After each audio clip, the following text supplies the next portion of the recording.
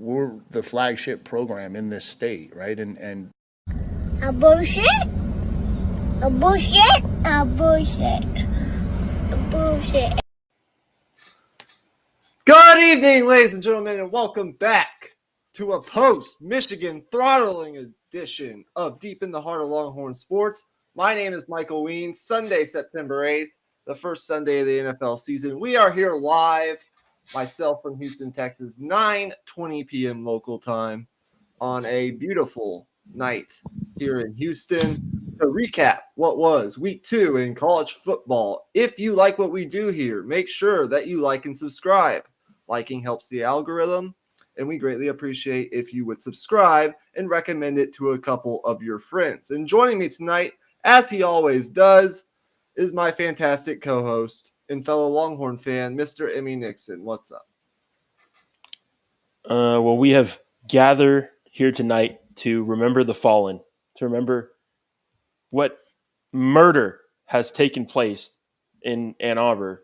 And we're going to go through it all. That entire game was just, well, it went about as good as we could have hoped. But I think we're here to tell you why those people within the Texas program were not surprised by what happened at all. Everyone within the program was extremely, I guess, not surprised by what happened Saturday.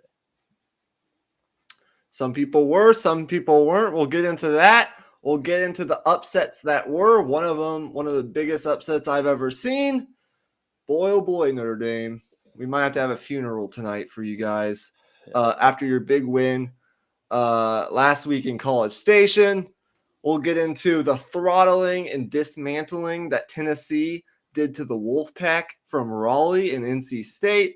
And we'll get into a couple other games as well. But we have to start here on Deep in the Heart of Longhorn Sports with what went down yesterday morning / early afternoon in Ann Arbor between the previously ranked number 3 Texas Longhorns, now number 2, by the way, at the number 10 previously ranked Michigan Wolverines, now ranked 17, by the way. 31-12 throttling, and the final score I don't think does it justice in telling you what this game was and how much of just like a dominating performance this was from Texas. But your initial reaction to the game was what? Well, Texas knew they had to bring it in terms of physicality, and they knew they were in for a rock fight, and they went out there and proved they were the better team, just flat out, in terms of depth, in terms of, like, if you go position by position, Texas just had more out there. It felt like they were a step ahead the entire game. And then to go on top of that, the other thing we mentioned was Quinn Ewers, don't turn the ball over. He didn't. He had a completely clean sheet. In fact, that was probably one of the best games I've ever seen him play.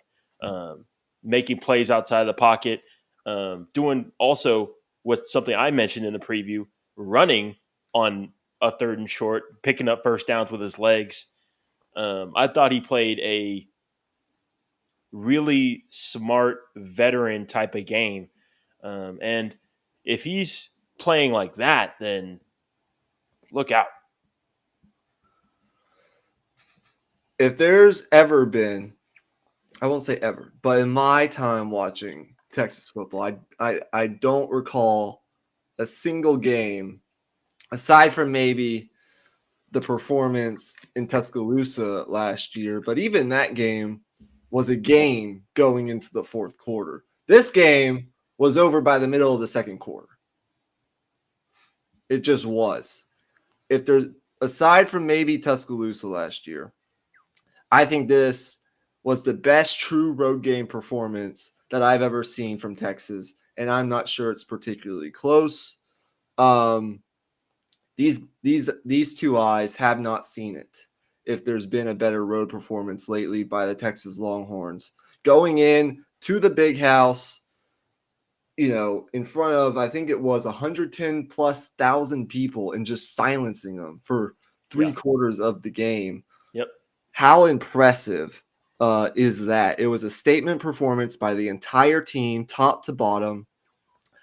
It was a statement victory, despite what Sark said in his post-game press conference. This was an absolute statement by a 2024 Longhorns team with Quinn Ewers playing like a first-round NFL draft pick. We'll talk a little bit more about that here in a second. And it's honestly, this is the program that Sark has built. This is what these are the rewards that you reap from 3 consecutive top 5 recruiting classes. These are the rewards that you reap from hitting on these evaluations in the transfer portal. We'll talk about a couple transfer portal guys that made huge impacts yesterday, including a safety from Clemson.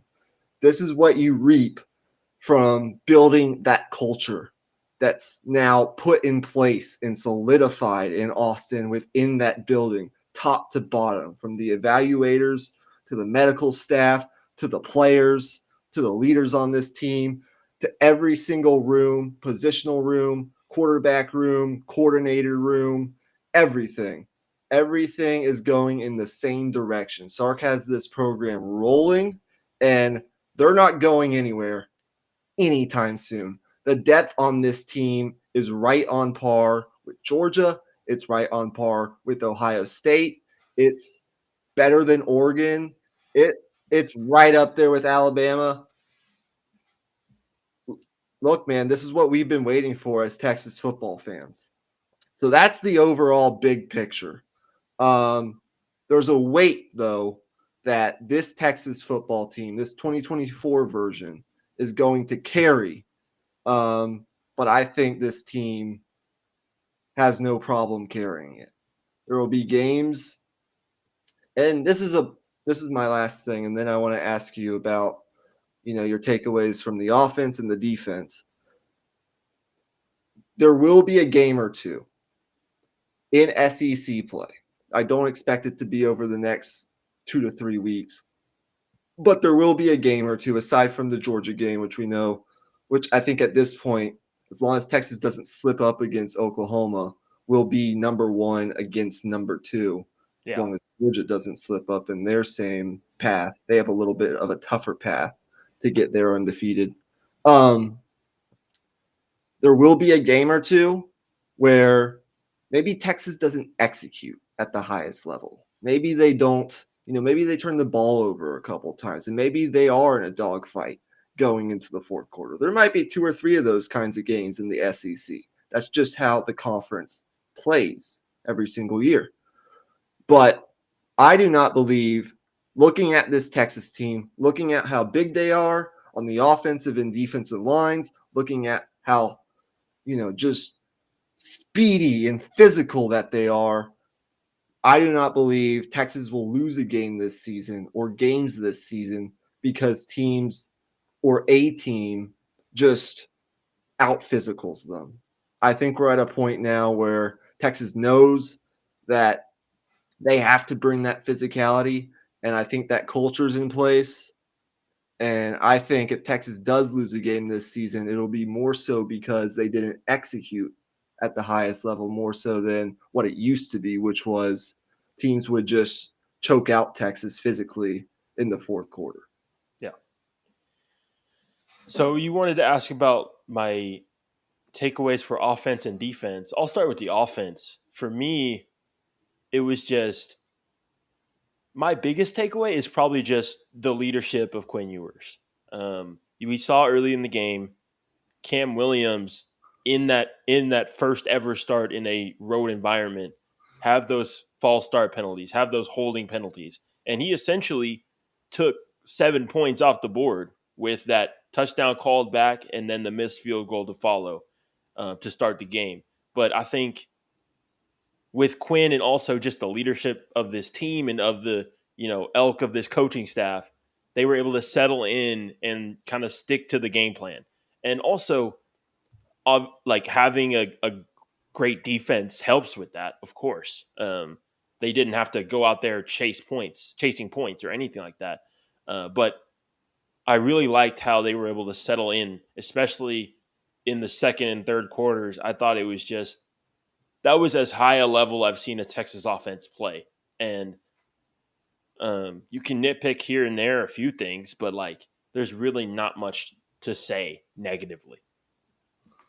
If you had to give out 2 game balls on offense, who would those game balls go to? Quinn Ewers, one. Okay. And then I think I'd give a game ball to the offensive line.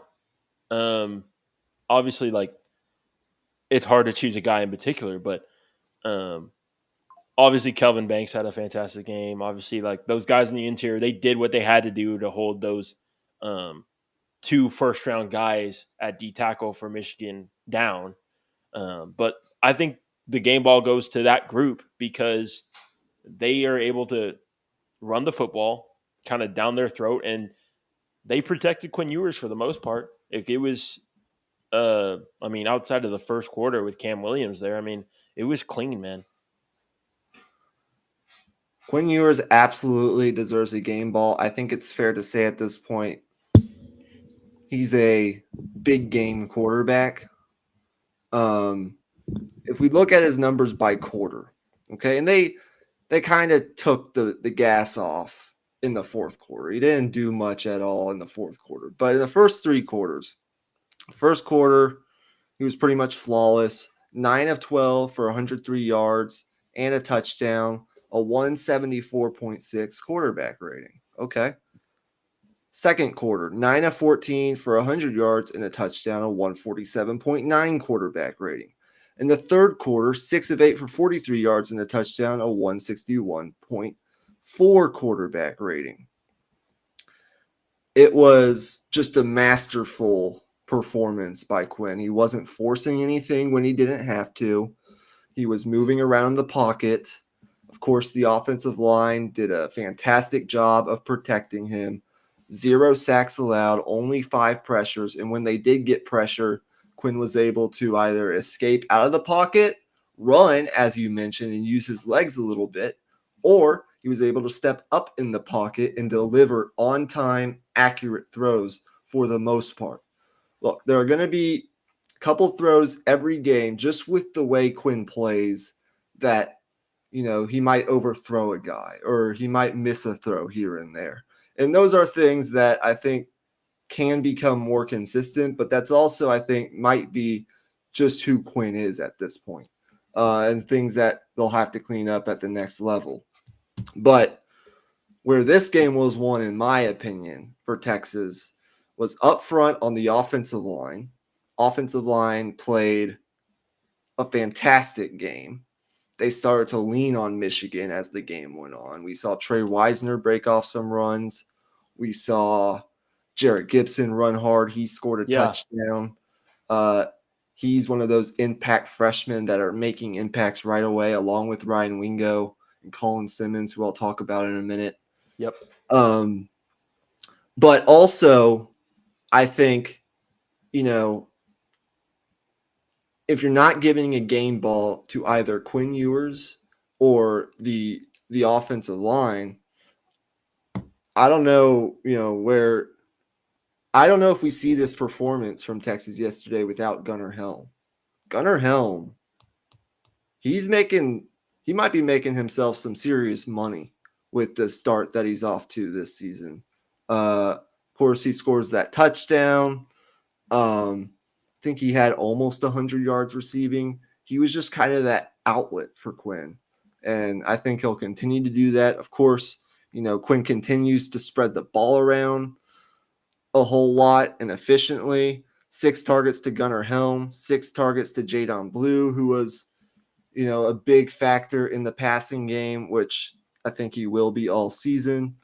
4 targets to Matthew Golden, one of which was a beautiful rollout to his left at the left front pylon for a touchdown. Beautiful throw by Quinn Ewers. I don't know that he makes that throw last year. Trey Wisner, and then obviously Isaiah Bond. I'm surprised that Jonte Cook has yet to get more involved in this offense, but maybe that'll change here in the next couple weeks. But overall, like, it was pretty much a almost flawless performance from the Texas offense. Look, Cam Williams, rough first drive. Yes, that was a hold on the first touchdown to DeAndre Moore, but I don't know.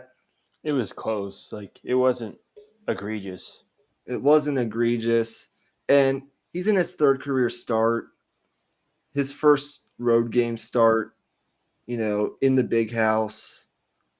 I'm not going to bang on him too much for that. I still think he played a really good game. But defensively, and look, you can say, Texas hasn't played a quarterback yet. Well, okay. But this Texas defense, I mean, what'd you think of their performance? I mean, can't say enough, man. Like, whoo, like, my gosh, like, seeing the secondary be this locked in early on in the season is just so good to see. Like, just playing the ball, like, perfect technique. Like, the coaching has seemed to turn the corner with these guys. Like, it's like the coaching has really, locked in with these guys. They've really bought into the system here. And there was just nobody open.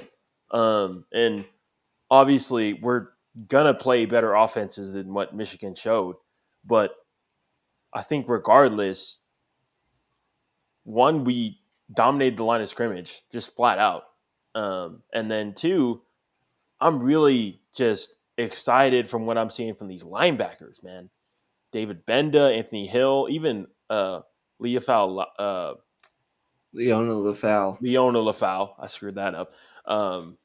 Even Leona Lafau, who was called for that bogus targeting penalty. But even Lafau, when he was in there, he was making plays. Like, this defense, I'm not gonna say they're gonna be a top 10 unit or something this early on in the season. But man, I am just stoked by what I'm seeing so far. Like, this looks really fucking good. Yeah, the bottom line is, so far, this Texas secondary looks really, really fucking good. Yeah. It validates everything that we heard in fall camp. What did we hear both scrimmages? We heard Texas secondary, man, outplaying that offense. Texas secondary. And I think there's more talent back there. I think there's some more playmaking to this secondary, and they're locked in. They're playing fast. They're playing physical. They're coming up and making tackles and run support. They're, and when the other team, does have a throw and a reception, they're making tackles right away. There's not a whole lot of yards after catch with the speed in the secondary that's available. I think that's awesome to see. I think in general, Texas has come a long, long way in open field tackling. The linebackers are really, really good in their run fills. They, to a large degree, just stopped Donovan Edwards. There was really not a drive where Donovan Edwards took over.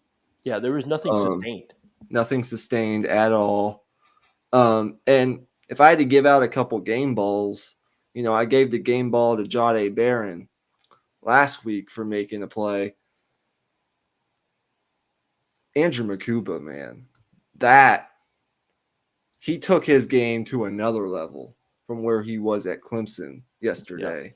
Yeah. He was all over the place. He, of course, gets the interception, and a lot of credit goes to Malik Muhammad on that play, by the way, who, causes the deflection and allows Andrew Makuba to come up with that interception. But that's being opportunistic. That's being in the right place at the right time, knowing where you're supposed to be. He was just all over the place. And then Colin Simmons, especially in the second half, he only finishes with 1 sack, And congratulations to him on his first career college sack. He's going to have 2 or 3 dozen more of those, I expect, in his 3 years here at Texas, with just the high level talent that he is. But that right tackle couldn't block him. He's just too fast off the line of scrimmage. No chance. He didn't get maybe the sack numbers that you'd expect with how much he was in the backfield, but that was some kind of a performance by a freshman on the road in the big house. Texas was just like the flat out better team, the more talented team with a humongous quarterback edge that cannot be understated. And that's how you end up with 31-12. Yeah, and I think that's kind of it. I mean, Yeah. you can make the argument about, Texas, we haven't played a quarterback, blah blah blah, but at the end of the day, you got to go out and take care of business. And like the record for Michigan at home over these last 4 years or whatever it is, it speaks for itself. I think they went like what was it, like 33 games in a row at home with a win. So I mean, to end that streak and do it like that, like it means something. Yeah. Okay. Let's really fast have this conversation. We're going to stay in the SEC really fast. I don't know how much you saw of this game. Didn't need to see much of it to understand what happened. Yeah. Number 14, Tennessee. And I think they've hopped into the top 10 or they're close now. Didn't get a full look at the AP poll today. But regardless, they destroyed what was at the time number 24 NC State 51-10. Do you have any takeaways or things you want to say in this game before I ask you the question that I want to ask you? Well, I think the main thing to take away is, I mean, Tennessee's defense. I didn't. You were right. I didn't watch a whole ton of this game, not live at least. I watched a good bit of it an hour leading up to this podcast, and like, there really wasn't much negative you could say about this Tennessee defense. Like, they completely just stifled everything. Like the tempo that NC State wanted to have, like it was just completely nullified because tempo doesn't work unless you get a first down. If you can't get that first down, then it means nothing. That means you went 3 and out and you only took 30 seconds off the clock. Like, so what? Like, now you're just putting your defense right back onto the field. So I think it was a combination of NC State really struggling and not quite living up to the improvements that we thought they had made on offense. And then on the other side of it was Tennessee, who clearly they've made the improvements. It's just whether or not they can beat the teams at the top of the SEC, which the question you see at the bottom of the screen. So, do you think they can?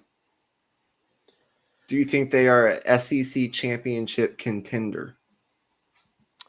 Well, it just depends on how you define contender. I mean, if you say the cutoff is 5 teams to be able to say, okay, they're a contender this year, then yeah, they're a contender.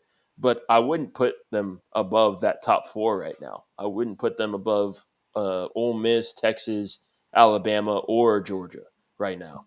Even though I would say the gap has closed. I think I would put them right there with Ole Miss in that 4 spot or 4 or 5 spot, just because we've seen a full year of play from all of the quarterbacks on those other teams. And with Nico Iamaleava, we've only seen 2 games, three full games before we count the bowl game. A couple takeaways first for Tennessee. There's a misconception amongst the casuals out there that Tennessee is and has been a team under Josh Heupel that just throws the ball around the yard. That's far from the truth. They're actually a super balanced football team, not just offensively, but defensively as well. They've come a long way defensively from where they were 2 years ago when they had that really good season with Hendon Hooker as their quarterback and all those explosive weapons, including Jalen Hyatt, who's now playing football for the horrible New York Giants. Unfortunately for him. Fortunately, we got to talk about that on Tuesday. Well, we might not have to talk about it. I can't. And by the way, I can't even remember how we did our recaps. I know we did something like studs and duds or something like that. I don't remember what we called it. Yeah, it But was like 3 anyways, teams that sucked and 3 teams that trucked. trucked. Yeah. Yeah. Okay, that's what it was. Um, Tennessee, 249 rushing yards against North Carolina State. And North Carolina State's defense that, for the most part, the past couple years has been very respectable, but they were clearly missing a guy like Peyton Wilson in this game. 25th game under Josh Heupel that the Volunteers have recorded 200 or more rushing yards. That just shows you how balanced they are offensively, and it's helping a guy like Nico Iamaleava. They're 23-2 when rushing for 200 plus yards under Heupel. They've won 17 in a row when they do such things. It's going to be hard to do that against, well, they don't play Texas, but it's going to be harder to do that against a Georgia. It's going to be harder to do that, say, against an Ole Miss. I don't have their schedule memorized, but We're on the road at Oklahoma even. the bottom line is like they can run the football. They've got some legit backs. They're good up front on the offensive line, and they're balanced. They've got weapons on the outside. They're balanced offensively, but this defense, I think, is what puts them into the SEC championship contender tier. And in terms of the depth that you need to compete with, say, a Texas or a Georgia, I don't know that they're in that tier. I would probably put Texas and Georgia just because of what we've seen now in the non-conference. Georgia put Clemson in a locker and squeezed them into it last week. And then Clemson came out this weekend and absolutely put Appalachian State, a good team, by the way, into the woodshed. Cade Klubnik accounted for 7 touchdowns. The offense looked really good. I wouldn't count out Clemson totally yet. Maybe not, in the national championship picture, but definitely not in that ACC championship picture. I think they're still a legitimate ACC contender with what I saw from Klubnik yesterday. I would probably put Texas and Georgia just because Texas went on the road. They beat a Michigan team that at least has a pulse, the defending national champions. And Georgia beat Clemson. I haven't seen Ole Miss, play someone like that yet. I haven't seen Alabama play someone like that yet. I haven't really seen. I don't think NC State is going to be all that great this year. So I have Texas and Georgia a tier above right now. Now, in 2 weeks, can Ole Miss be in that tier? Absolutely. Do I think they'll be in that tier? Yes, I do, because of the way Jackson Dart is performing right now. Right. And I think they hit on a lot of the additions that they made in the transfer portal. Could a team like Missouri be in that tier? Yeah, I think Missouri's really damn fucking good. But I haven't seen them play really anyone yet. I think there are probably 6 teams right now in that SEC championship contender tier. I put Alabama in there, but I have questions about Alabama. That was a game yesterday against South Florida up until, the last half of the fourth quarter. I have some questions about their team right now, even though I think they'll figure it out. But overall, I think Georgia, Texas, and then Ole Miss, Alabama, Missouri, and Tennessee are all contenders in the SEC. Now, can all those teams actually win it? Probably not, but that's why you play the games. Only one can win it. But yeah, I mean, to your point about Ole Miss, they have some history to fight against here, man. haven't really. It's a little bit like Penn State, where they haven't really gotten over the hump, and like sometimes like even with major roster improvements and like improvements all over the place, like they still got to go do it. So I think I would agree with you on your point on Ole Miss for sure. Okay. But overall, Tennessee, with this defense, with this front, I think they forced 3 turnovers yesterday. With the athleticism that they have on that side of the ball, they're legit. They're going to be legit. We're really going to find out how good they are in 2 weeks. I think they play Kent State this weekend. They'll roll Kent State. In 2 weeks, they open up SEC play at Oklahoma. Yep. That's when we're going to start to find out. Okay, we know this Tennessee team's really good, but are they in that tier with Alabama? Are they in that tier, that top tier of the SEC? Or are they kind of in tier 2 still, but are a legitimate threat? Did you see any of this yesterday? Honestly, didn't need to. I watched the highlights. I saw what I needed to see. I mean, So what were your golly. thoughts? Jeez, man. I'm rooting for Marcus Freeman, the head coach at Notre Dame, but man, this looked bad. Like really bad. Like Jimbo Fisher bad.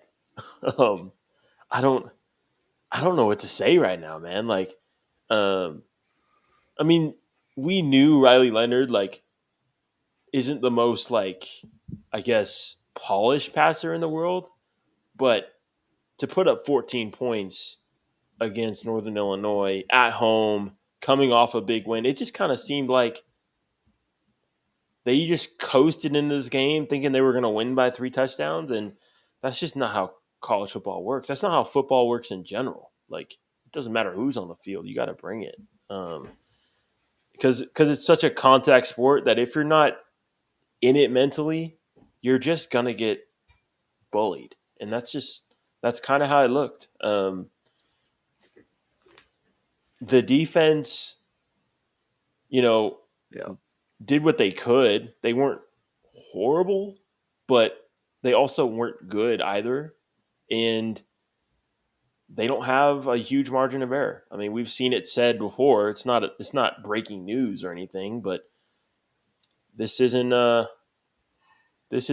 Texas with the high-powered offense. This isn't USC or something like that. This is Notre Dame. A week ago, Notre Dame walked into College Station and earned their biggest road victory in years on the road in an SEC environment against, frankly, I think a more talented team. That was A&M than Notre Dame, but they got that win, and I think I don't know how much rat poison there was, but this wasn't even that. This was embarrassing. This team this week against Northern Illinois, I won't say directional Illinois because that's disrespectful to what they just did. Some people do though. I think this is, the Notre Dame team, they look unprepared and they look largely disinterested yesterday. They look slow. They looked like a team that thought they would just roll out their helmets, those gold helmets of theirs, and roll Northern Illinois, and that's clearly not the case. And that falls on Marcus Freeman. Don't think he should lose his job, but this is a trend now. We saw, him lose to Marshall. I think this is 3 or 4 losses now where they've been double-digit favorites and lost in his short tenure in South Bend. It just can't happen if they want to be the kind of program that Notre Dame wants to be. Now, what are the questions? Well, there are a lot of questions. Riley Leonard had a very tough game, threw for just 144 yards on 29 attempts. He threw a pair of costly interceptions. That can't happen. Look, their offensive line is young. It's going to struggle at times this season. It played pretty well considering the circumstances, aside from some of the penalties against Texas A&M. But Riley Leonard didn't do himself many favors yesterday. I don't know that he trusts himself stepping up into the pocket with any consistency yet. And Northern Illinois looked like they had I don't know Northern Illinois' team by any means, but they looked like they had disciplined defensive linemen, defensive ends that made him pay for it. His second interception was awful on all fronts. It was thrown late and short of his intended target. Right now, and look, we've seen really good flashes from Riley Leonard when he's been healthy. But right now, I don't know that he's anything more than like a average to like slightly above average quarterback. Yeah. Can that change in 2 months? Yes.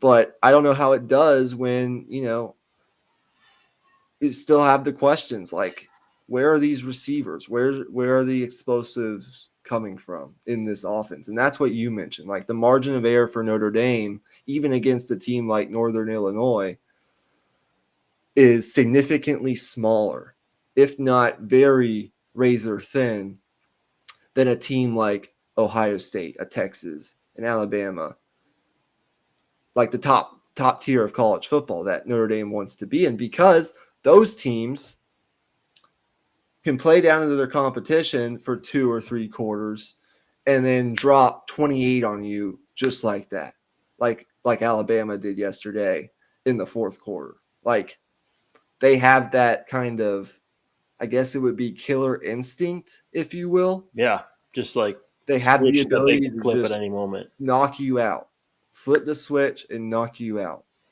Notre Dame does not have that. So they have to bring it every single quarter of every single game to make sure that they're making up for that lack of explosivity offensively. And I just don't see it, even with the additions that they made, in the offseason at the wide receiver position. And then, just flat out offensive ineptitude. 8 quarters this season, they're averaging 4.5 yards per quarter. I think that's supposed to say per play. 4.5 yards per play. Offensive issues, they're glaring. Mike Denbrock clearly is an offensive coordinator that knows what he's doing, but this is different now. You don't have Jaden Daniels. You don't have Malik Neighbors. You don't have Brian Thomas Jr. There's just a different level of talent that he's got to figure out what to do with. I think the Notre Dame defense is going to be really good this year. I think they're going to win, probably still win 8-9 games. But I think this loss, I don't think you can have this loss on your resume when you're not in a conference and don't have an opportunity to win a conference championship and make the playoff, unless they just roll teams the rest of the season. I think they kind of did themselves in to a certain extent. Yeah, I think now that we know USC is much improved this year, like maybe if you run the table, USC is maybe a top 10 team by that point, and then you get a top 10 win on your resume. That's probably the only scenario where I can see them sneaking in. But this did not look good. And you made the point about their wide receivers. To me, it's like their additions at wide receiver are being offset by the downgrades that they've had at offensive line. Like their line play just was not there. And even an underrated thing was losing Audric Estime as their running back, because he was a tank last year. And they knew they could just hand the ball off to him 27 times a game, and he'd be able to give you 7-8 yards pretty consistently. Now they just don't really have that. Yeah, I agree. Okay. Before we wrap up, any other major takeaways that you had in watching yesterday in college football? Well, I think I did want to touch on Oregon for a moment here. There's a lot of big expectations in Oregon. Obviously, Dan Lanning has been absolutely killing it on the recruiting trail. So if they have a disappointing season, what could that mean for all the recruits that they've got, lined up for the 2025 class? Who knows? That's what my mind goes to, at least. But so far, they've been able to pull out wins, and to me, that's all that matters. So my, I guess, level of worry is still pretty low. It's week 2, and you have a new transfer quarterback in here.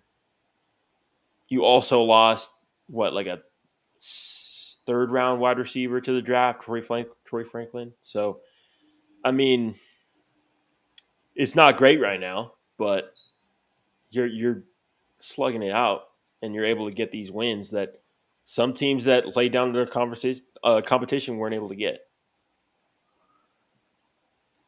Yeah, I agree with you. I'm not by any means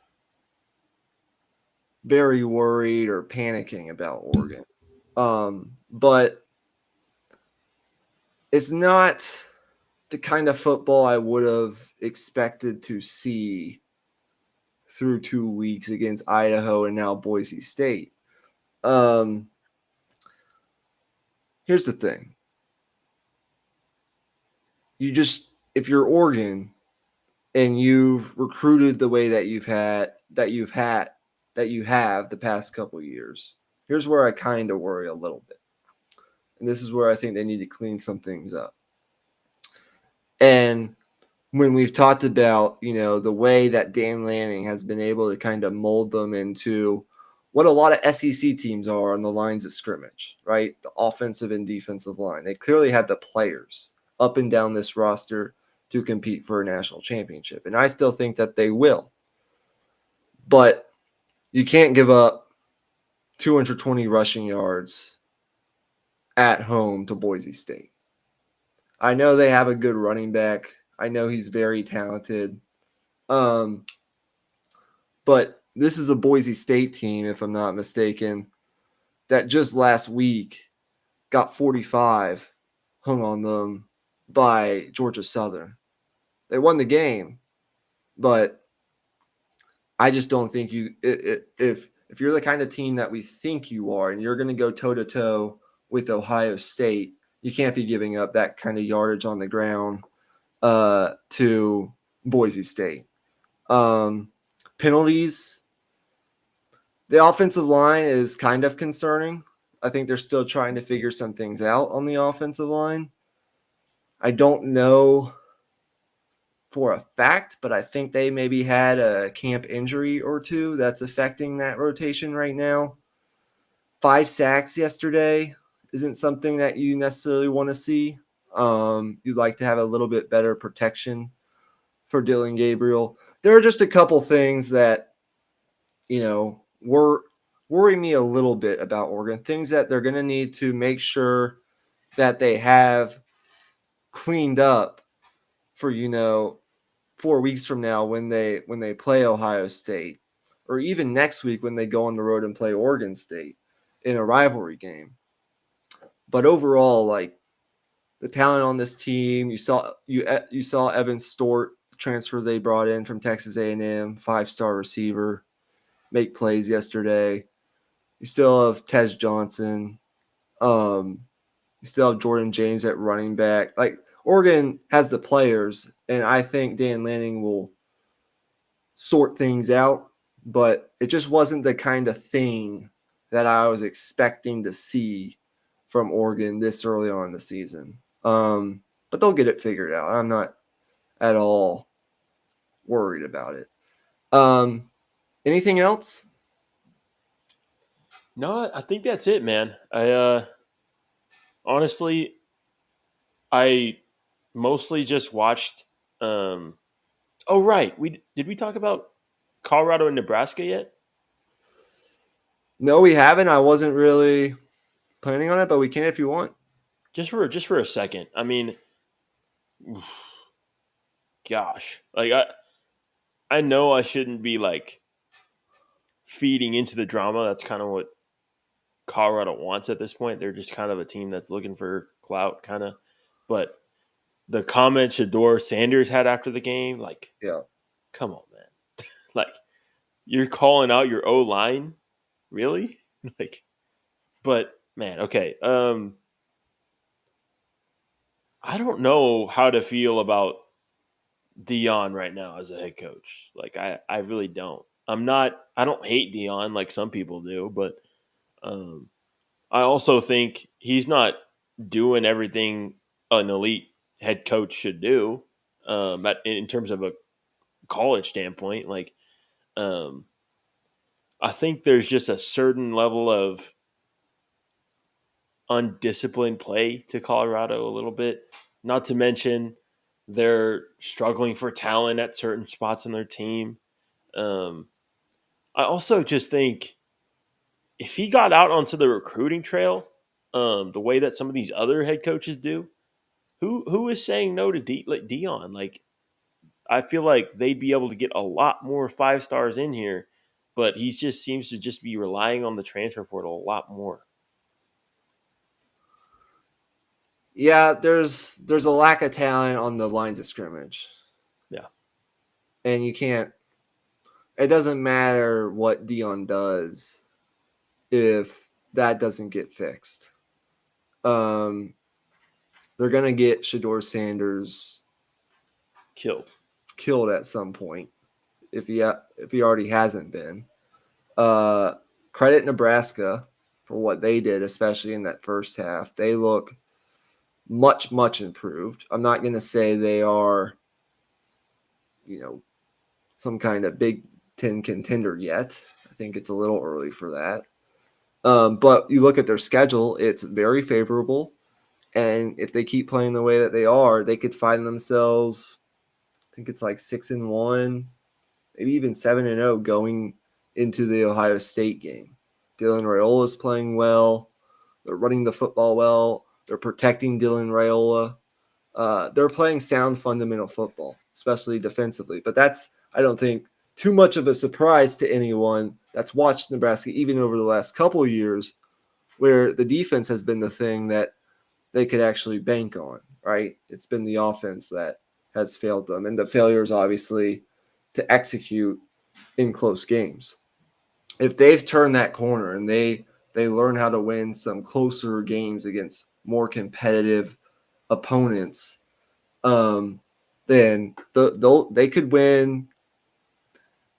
I'd say right now probably 8-9 games. I don't know if they'll get to 10, but we'll see. Like, there's a maturation process that still has to happen for Dylan Raiola. It's going to happen. But to have this as a starting point in the way that the track record Matt Rule at least has as a college coach, going out on the recruiting trail, getting the talent that he needs. And I guess now he's pretty adept at using the transfer portal, right? Or at least to a certain extent. Yeah.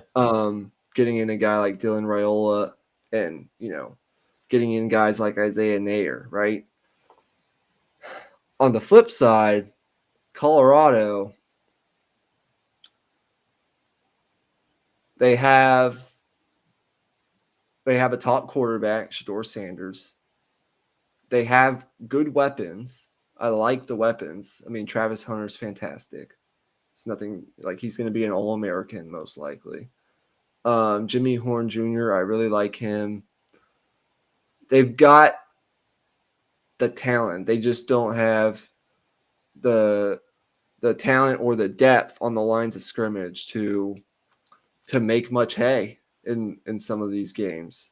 And that's why I don't think they're going to end up winning 7-8 games. Even in the Big 12, I think they're going to struggle a little bit against some of these Big 12 opponents, because one thing we know about teams like Kansas State, and maybe not yesterday, but for the most part, Oklahoma State, right? When you go play in Stillwater, or I don't know, just name any fairly consistent Big 12 team, right?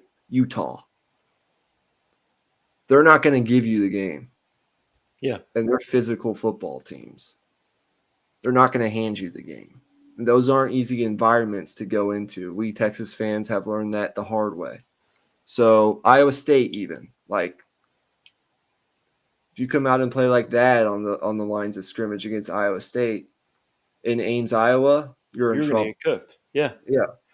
So, and there are some really damn good and experienced football coaches in the Big 12. So, bottom line is to say, like, if Deion does one thing, because he's going to lose Shador Sanders and he's going to lose Travis Hunter, right? And he's probably going to lose a couple other major contributors to this team. You have to figure out offensive and defensive line. Some of it's got to be on the recruiting trail. Some of it maybe needs to be in the transfer portal, because I don't know that Colorado can just go out and flat out win the recruiting battles that they probably like to win against the teams that they'll be recruiting against. But until that gets figured out, there will be no contending or Big 12 championship talk in Boulder, even if some people, I think, really want it to happen. It'd be good for college football. But that's the bottom line. Yeah. So, all right. Is that all? Yep, that's it, man. Okay. Well, that's week 2 in college football. We'll be back on Thursday, I believe, to talk about week 3. There's some good games in week 3, including Alabama going on the road to play Wisconsin. Texas is playing UTSA this weekend. UTSA, a very respectable program. Probably more so be talking about just things we want to see in that game, more so than like previewing the game. Like, for example, I want to see Trey Moore, because I haven't seen much of Trey Moore yet this season. It's one of the kind of nitpicks that I've had for this Texas team over the course of the first couple of games is, where are these edge rushers? You know, where are all these sacks at that I'm looking for? But we'll talk about that. We've got some good SEC games. Texas A&M is going on the road to play Florida. DJ Lagway, by the way, looked really good yesterday, albeit against, whoever the fuck they played. Yeah. We'll see. Like, that's going to be a test for him against that Texas A&M defense. There will be other games, and we'll have some other conversations as well. But until then, until Tuesday night, when we recap week 1 of the NFL, and boy, was it a wild day. And it's getting even wilder right now. I got to go catch the last 2 minutes of this Lions game. We are deep in the heart of Longhorn sports. My name's Michael Ween. He's Emmy Nixon. We throttled Michigan.